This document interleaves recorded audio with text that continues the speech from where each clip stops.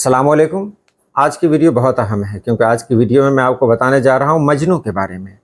جی ہاں، وہی مجنو جو لیلا کے نام سے منسوب ہے، یعنی لیلا مجنو، یعنی وہی مجنو جو لیلا کا مترادف لفظ سمجھا جاتا ہے۔ لیلا ہے تو مجنو ہے تو لیلا ہے۔ یہ مجنو کون ہے؟ کوہ کن نہ کوہ میں نہ قیس تھا بن میں شریک، ہو سکا کوئی نہ میرے عشق کے فن میں شریک۔ وہی مجنو جسے قیس بھی کہا جاتا ہے، قیس بن ملوح۔ آج آپ کو بتانے جا رہا ہوں یہ قیس بن ملوح کیا صرف ایک عاشق تھے یا عاشق کے علاوہ بھی کچھ اور تھے؟ ویڈیو یقیناً آپ کو اچھی لگے گی، مکمل ویڈیو ضرور دیکھیں۔ چلیے ہم ویڈیو شروع کرتے ہیں۔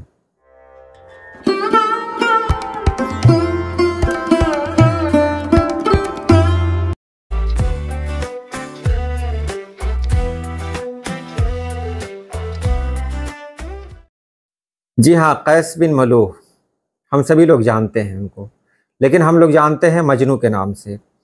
مجنو نے عشق کو ایک نیا روپ دیا۔ عشق مجازی میں انہوں نے جو نام کمایا ہے وہ بہت کم لوگوں کے نصیب میں آیا۔ قیس بن ملوح کا تعلق عرب سے تھا، اور بہت جگہوں پہ میں نے پڑھا کہ کچھ لوگوں نے کہا کہ آپ ایک مجذوب تھے۔ میں اس پر نہیں جانا چاہتا کیونکہ یہ مذہبی معاملات میں ہیں اور مذہبی معاملات کے بارے میں کچھ نہیں کہنا چاہتا۔ کچھ لوگوں نے مجنو رحمۃ اللہ علیہ بھی کہا ہے، بہرحال ان کی بات ہو سکتی ہے۔ میں مجنو کو جانتا ہوں لیلا کے حوالے سے، اور آپ بھی شاید جانتے ہوں گے لیلا کے حوالے سے، لیکن بہت کم لوگ جانتے ہیں کہ مجنو ایک بڑے شاعر کا نام ہے جو عربی زبان میں اپنی خاص پہچان رکھتا ہے۔ عربی شاعری میں قیس کا نام بڑے ادب سے لیا جاتا ہے، بہت کم لوگوں کو پتہ ہے۔ تو آج مجنو کی شاعری کو بھی ہم سمجھتے ہیں، مجنو کے بارے میں بھی کچھ جانتے ہیں۔ قیس بن ملوح، جنہیں عام طور پر مجنو کے نام سے جانا جاتا ہے، ایک مشہور عرب شاعر اور عاشق تھے جو 7ویں صدی عیسوی میں عرب جزیرہ نما میں رہتے تھے۔ وہ اپنی محبوبہ لیلا کے لیے گہری محبت اور جنونی عشق کی وجہ سے مشہور ہوئے، جس کی وجہ سے انہیں مجنو یعنی دیوانہ کا لقب ملا۔ قیس کو بنیادی طور پر ایک رومانوی شخصیت کے طور پر بھی جانا جاتا ہے، اور ان کی شاعری زیادہ تر عشق، جدائی اور لیلا کے لیے ان کے جذباتی طرف کو بیان کرتی ہے۔ ان کی شاعری عربی زبان میں تھی اور عرب ادب میں ایک اہم مقام رکھتی ہے۔ تاہم یہ واضح کرنا ضروری ہے کہ قیس کی شاعری کے اصل متن کو تاریخی طور پر مکمل طور پر محفوظ نہیں کیا جا سکا، کیونکہ یہ زبانی روایت کے ذریعے منتقل ہوئی۔ ان کی کہانی اور شاعری کو بعد میں مختلف شعراء اور ادیبوں نے اپنے انداز میں بیان کیا، جیسے کہ فارسی شاعر نظامی گنجوی نے اپنے مشہور مثنوی لیلا و مجنو میں ان کی داستان کو امر کیا۔ قیس کی شاعری کا نمونہ اور اردو ترجمہ کی شاعری کا ایک مشہور اقتباس، وہ سب کچھ آپ کے سامنے پیش کیا جا رہا ہے۔ عربی ہے جو قیس کی جو شاعری ہے وہ عربی میں ہے، جو آپ کے سامنے میں لکھ دے رہا ہوں، آپ اسے پڑھ لیں، میں ترجمہ بتا دے رہا ہوں۔ میں لیلا کے گھر کے پاس سے گزرتا ہوں، اس دیوار کو چومتا ہوں اور اس دیوار کو چومتا ہوں۔ میرے دل کو گھروں سے نہیں بلکہ محبت ہے اس سے جو ان گھروں میں رہتا ہے۔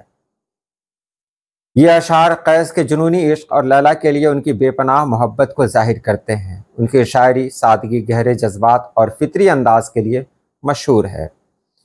قیس بن ملوح کی شاعری کے کچھ اور نمونے دیکھیں۔ چونکہ ان کی شاعری زبانی روایت سے آئی ہے، کئی مرتبہ مختلف شعراء نے ان کے جذبے کو اپنے انداز میں بیان کیا، اس لیے یہاں چند مشہور اشعار جو ان سے منسوب ہیں ان کا ترجمہ دیا جا رہا ہے۔ عربی میں شاعری ہے، میں ترجمہ کر دے رہا ہوں اردو میں۔ اے رب، اگر تو مجھے لیلا سے ملنے کی خواہش پوری نہ کرے تو میرے دل سے اس کی جدائی پر صبر نہ چھین لے۔ شعر قیس کے صبر اور لیلا کے بغیر زندگی گزارنے کی طرف کو ظاہر کر رہا ہے۔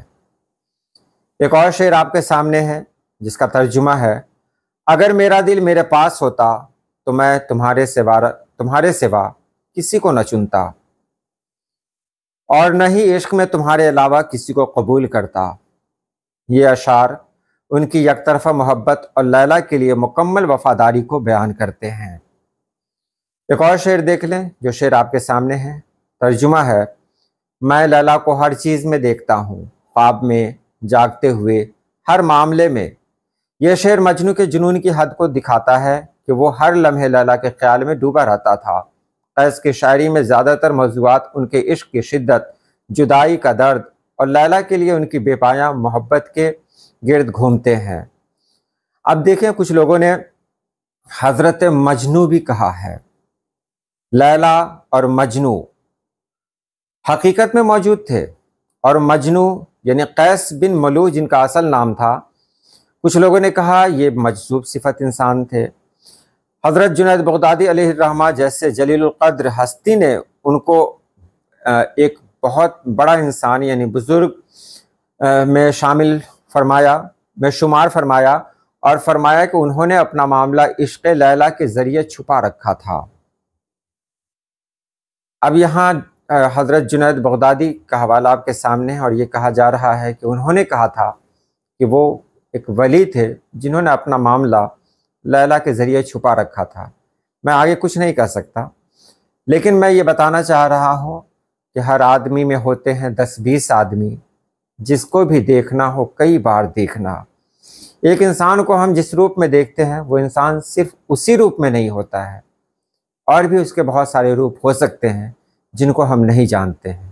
قیس جو امر ہو گیا، قیس جس کا نام آج بچہ بچہ لیتا ہے، قیس کے روپ میں نہیں، کم سے کم مجنوں کے روپ میں لیتا ہے، اس نے دنیا کو یہ سبق دیا ہے کہ اگر عشق مجازی میں انسان کامیاب ہو جائے تو عشق حقیقی تک کا سفر آسان ہوتا ہے۔